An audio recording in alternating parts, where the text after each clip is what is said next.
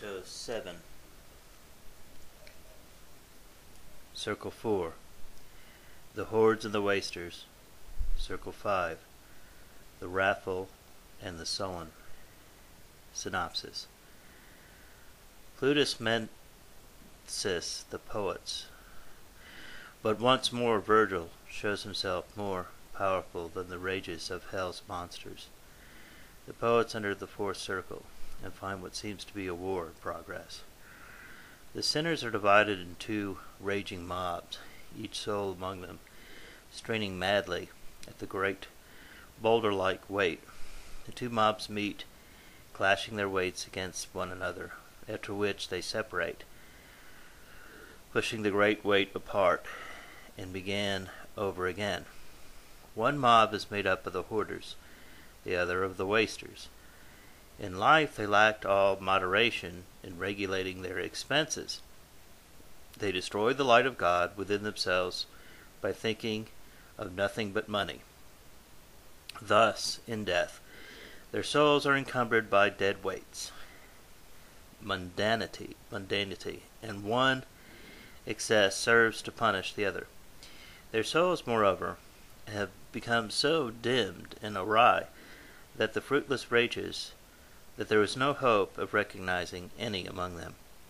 The poets pass on, while Virgil explains the function of Dame Fortunate in the divine scheme. As he finishes, it is past midnight now of Good Friday, they reach the inner edge of the ledge, and come to the black spring, which bubbles murkily over the rocks to form the Marsh of Styx, which is the fifth circle, the last station of the upper hell. Across the marsh they see countless souls attacking one another in the foul slime. They are the wrathful, and symbolism of their punishment is obvious. Virgil also points out to Dante certain bubbles rising from the slime, and informs them that below the mud lie entombed the souls of the sullen. In life they refuse to welcome the sweet light of the sun, divine illumination, and in death they are buried forever below the stinking waters of the Styx, gurgling the words of an endless chant in a grotesque parody of singing a hymn. Text. Papa Satan, Alipi, Plutus cluckled, and stuttered in his rage, and my all-knowing guide to confront me. Do not be startled, for no power of his, however he may lord it over the damned, may hinder your descent through this abyss. And turning to the carnival of bloat, cried, Peace, you wolf of hell! Choke back your bile, and let the venom blister your own throat. Our passage through this pit is willed on high by the same throne that loosed the angel's wrath of Michael on ambition and mutiny. As puffed out sails fall when the mast gives way, and the flutter of self-convulsing heaps, so collapses Plutus on that dead clay. Thus we descended to the dark scarp of hell, to which all evil of the universe comes home at last into the fourth great circle.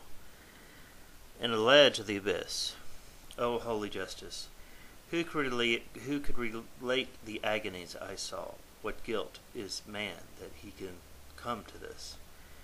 Just as a surge, Crodibus hurls the sea, crashes and breaks upon the countersurge, so the shades dance and crash eternally. Here too I saw the nation of lost souls, far more than were above.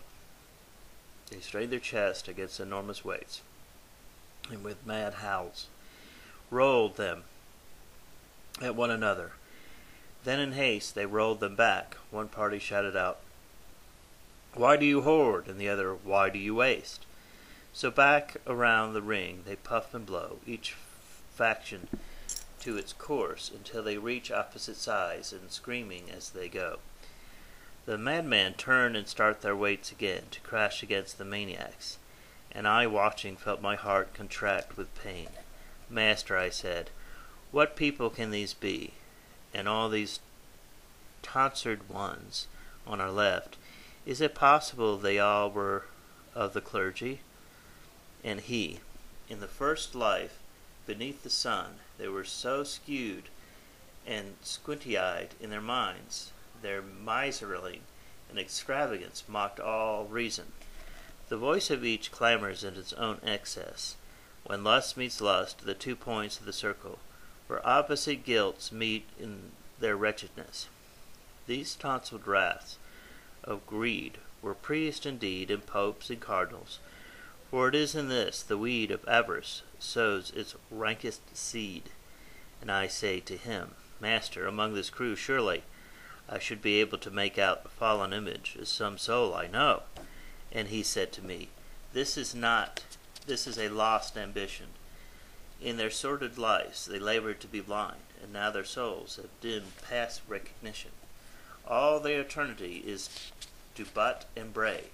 One crew will stand tight-fisted, the other stripped of its very hair at the bar of Judgment Day.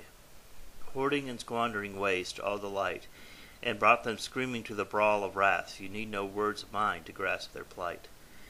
Now may you see the fleeting vanity of the good of the fortune, for which man tear down all that is they are, to build a mockery. Not all the gold that is, or ever was, under the sky could buy for one of these exhausted souls the fraction of a pause. Master, I said, tell me, now that you touch on the damned fortune, what is she, that she holds the good thing of the world within her clutch? And he to me, O credulous mankind, is there one error that wooed the lost you? Now listen and strike terror from your mind. That King, whose perfect wisdom transcends all, made heavens and posted angels on them to guide the eternal light, that it might fall from every sphere to every sphere the same. He made earth's splendored by like decree, and posted as their minister this high dame, the Lady Permutations. All earth's gears she changes from nation to nation, from house to house, in changeless change through every turning year. No mortal power may stay her spinning wheel. The nations rise and fall by her decree. None may foresee where she will set her heel. She passes and things pass. Man's mortal reason cannot encompass her. She rules her sphere as other gods rule theirs, season by season. Her changes change her change endlessly, and those who turn have come to press on so. She must be swift by hard necessity. In this she so railed at, reviled, that even her debtors in the joys of time blaspheme her name. Their oaths are bitter and wild, but she in her beatitude does not hear. Among the primal beings of God's joy she breathes in blessedness and wields her sphere. But the stars that mark our starting fall away. We must go deeper into the greater pain, for it is not permitted that we stay. And crossing over the chasm's edge, we came to the spring that boiled and overflowed through the great crevice worn into the ledge. By that foul water, black from its very source, we found a nightmare path among the rocks, and followed the dark stream among its course. Beyond its rocky race and wild descent, the rivers flood and form a marsh called Styx, a dreary swampland, vaporous and malignant.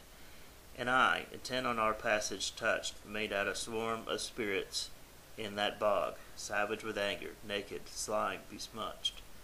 They thumped at one another in their slime with hands and feet, and they butted and they bit, as if each would tear the other's limb from limb. And my kind sage, my son, behold the souls of those who lived in wrath, and do you see the broken surfaces of those water holes? On every hand, boiling as if it were pain. There are souls beneath that water, fixed in slime, that they speak their peace, end it, and start again. Sullen were we in the air, made sweet by the sun. In the glory of the shining our hearts poured a bitter smoke. Sullen where we begun. Sullen we lie forever in this ditch, the litany that gurgles in their throat, and they sang, but lack the words and punch. Then circling on along the filthy swallow, we picked up our way between the bank and the fen, keeping our eyes on those foul souls that swallow. the slime of hell, and so at last we came to foot of the great tower that has no name.